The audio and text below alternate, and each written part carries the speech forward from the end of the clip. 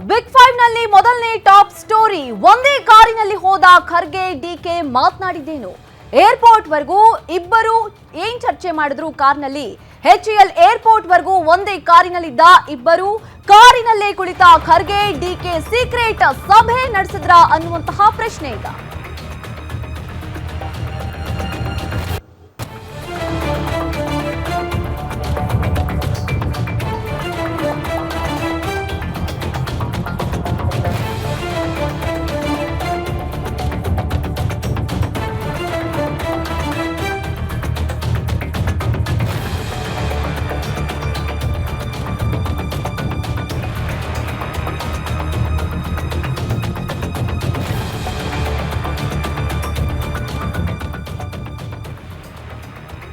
ಒಂದೇ ಕಾರಿನಲ್ಲಿ ಖರ್ಗೆ ಮತ್ತು ಡಿಕೆ ಮಾತನಾಡಿದ್ದೇನು? ಏರ್ಪೋರ್ಟ್ ವರೆಗೂ ಹೋದ ಇಬ್ಬರೂ ಚರ್ಚಿಸಿದ್ದೇನು ಅನ್ನುವಂತಹ ಪ್ರಶ್ನೆ. HAL ಏರ್ಪೋರ್ಟ್ ವರೆಗೂ ಒಂದೇ ಕಾರಿನಲ್ಲಿ ಇಬ್ಬರು ಏರ್ಪೋರ್ಟ್ ವರೆಗೂ ಹೋಗಿದ್ದಾರೆ. ಕಾರಿನಲ್ಲಿ ಕುಳಿತ ಖರ್ಗೆ ಹಾಗೆ ಡಿಕೆ ಸೀಕ್ರೆಟ್ ಆಗಿ ಸಭೆ ಏನಾದ್ರೂ ನಡೆಸಿದ್ರ ಅನ್ನುವಂತಹ ಪ್ರಶ್ನೆ. ಸಿಎಂ ಕುರ್ಚಿ ಕುರಿತಂತೆ ಖರ್ಗೆಗೆ ಡಿಕೆಶಿ ಹೇಳಿದ್ದೇನು ಗೊತ್ತಾ? ಡಿಕೆ ಶಿವಕುಮಾರ್ ಮಾತಿಗೆ ಮಲ್ಲಿಕಾರ್ಜುನ್ ಖರ್ಗೆ ತಿಳಿಸಿದ್ದೇನು? ವಿಧಾನಸೌಧ ಟು HAL ಏರ್ಪೋರ್ಟ್ ವರೆಗೆ ಏನೇನೆಲ್ಲ ಇವರಿಬ್ಬರ ಮಧ್ಯೆ ಚರ್ಚೆಯಾಯಿತು? ಆ 1 ಗಂಟೆಯ ಮಾತುಕತೆಯಲ್ಲಿ ಇಬ್ಬರು ಮಾತನಾಡಿದ್ದೇನು? ಗ್ಯಾರಂಟಿ ನ್ಯೂಸ್ ನಲ್ಲಿ ಡಿಕೆ ಖರ್ಗೆ ಚರ್ಚೆಯ ಸ್ಫೋಟಕ ಸುದ್ದಿ.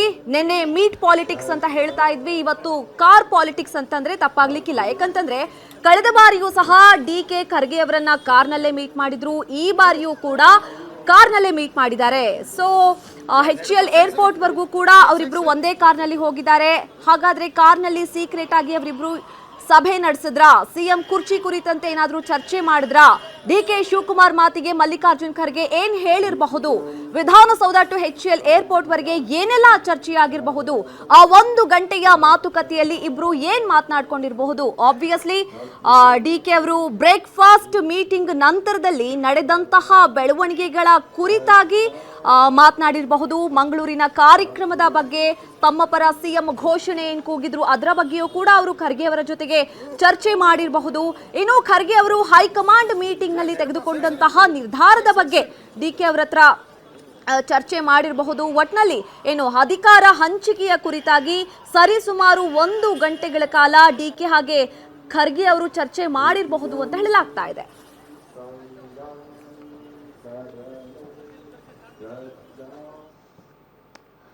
ಈ ಬಗ್ಗೆ ಮತ್ತಷ್ಟು ಮಾಹಿತಿಯನ್ನ ನೀಡ್ತಾರೆ ನಮ್ಮ ಪ್ರತಿನಿಧಿ ದುರ್ಗೇಶ್. ಲಾಸ್ಟ್ ಟೈಮ್ ಕೂಡ ಡಿಕೆ ಹಾಗೆ ಖರ್ಗೆ ಕಾರ್ನಲ್ಲೇ ಮೀಟ್ ಮಾಡಿದ್ರು, ಈ ಬಾರಿಯೂ ಸಹ ಅವರಿಬ್ರು ಕಾರ್ನಲ್ಲೇ ಮೀಟ್ ಮಾಡಿರುವಂತದ್ದು. ಏನಿದು ಕಾರ್ ಪಾಲಿಟಿಕ್ಸ್? ಡಿಕೆಗೆ ಏನಾದ್ರೂ ಸಿಹಿ ಸುದ್ದಿ ಸಿಕ್ತಂತ? ಹೇಗೆ?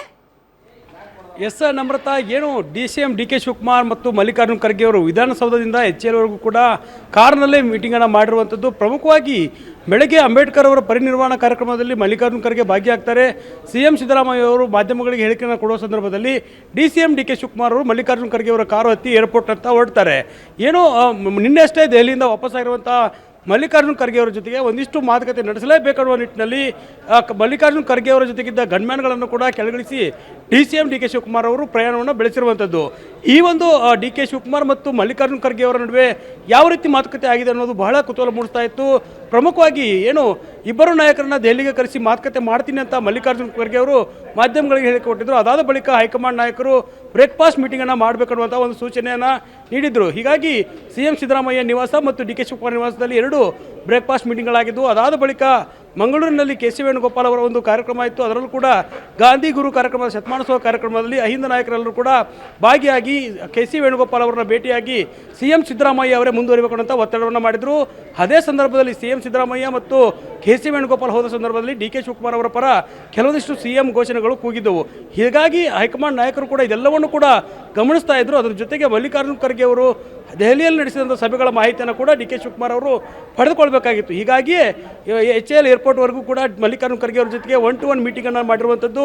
ಹೈಕಮಾಂಡ್ ನಾಯಕರು ಯಾವ ನಿರ್ಧಾರವನ್ನು ತೆಗೆದುಕೊಂಡಿದ್ದಾರೆ, ಯಾವ ರೀತಿ ಸಲಹೆಗಳನ್ನ ಕೊಡ್ತಿದ್ದಾರೆ, ಸೂಚನೆಗಳನ್ನು ಕೊಡ್ತಿದ್ದಾರೆ ಅನ್ನೋದು ಕೂಡ CM ಡಿಕೆ ಶಿವಕುಮಾರ್ ಅವರಿಗೆ ಬಹಳ ಮಹತ್ವವಾಗಿದೆ. ಹೀಗಾಗಿ 1-to-1 ಮೀಟಿಂಗ್ ಮಾಡುವ ಮೂಲಕ ಖರ್ಗೆ ಅವರಿಗೆ ರಾಜ್ಯದಲ್ಲಾಗಿರುವಂಥ ಪ್ರಸಕ್ತ ವಿದ್ಯಮಾನಗಳ ಬಗ್ಗೆ ಮಾಹಿತಿಯನ್ನು ಕೊಡೋದ್ರ ಜೊತೆಗೆ ಹೈಕಮಾಂಡ್ ಮಟ್ಟದಲ್ಲಿ ಯಾವ ರೀತಿಯ ನಿರ್ಧಾರಗಳಾಗಿದೆ, ಸಭೆಗಳಾಗಿರಲಿ ಯಾವ ರೀತಿ ನಿರ್ಧಾರಗಳನ್ನು ಮಾಡಲಾಗಿದೆ ಮತ್ತು ಬೆಳಗಾವಿ ಅಧಿವೇಶನದ ಬಳಿಕ ಯಾವ ರೀತಿ ತಂತ್ರವನ್ನು ಹೂಡಬೇಕನ್ನುವಂಥದ್ದು ಬಹಳ ಚರ್ಚೆ ಆಗಿದೆ. ಹೀಗಾಗಿ ಮಲ್ಲಿಕಾರ್ಜುನ ಖರ್ಗೆ ಒಂದು ಕಡೆ DCM DK ಶಿವಕುಮಾರ್ ಅವರ ಪರವಾಗಿದ್ದಾರೆ ಅನ್ನುವಂಥ ಒಂದು ಒಲವಿದೆ. ಆ ಒಲವನ್ನು ಸದುಪಯೋಗ ಪಡಿಸಿಕೊಳ್ಳೋ ನಿಟ್ಟಿನಲ್ಲಿ DK ಶಿವಕುಮಾರ್ ಅವರು ಪ್ರಯತ್ನವನ್ನು ಮಾಡ್ತಿದ್ದಾರೆ.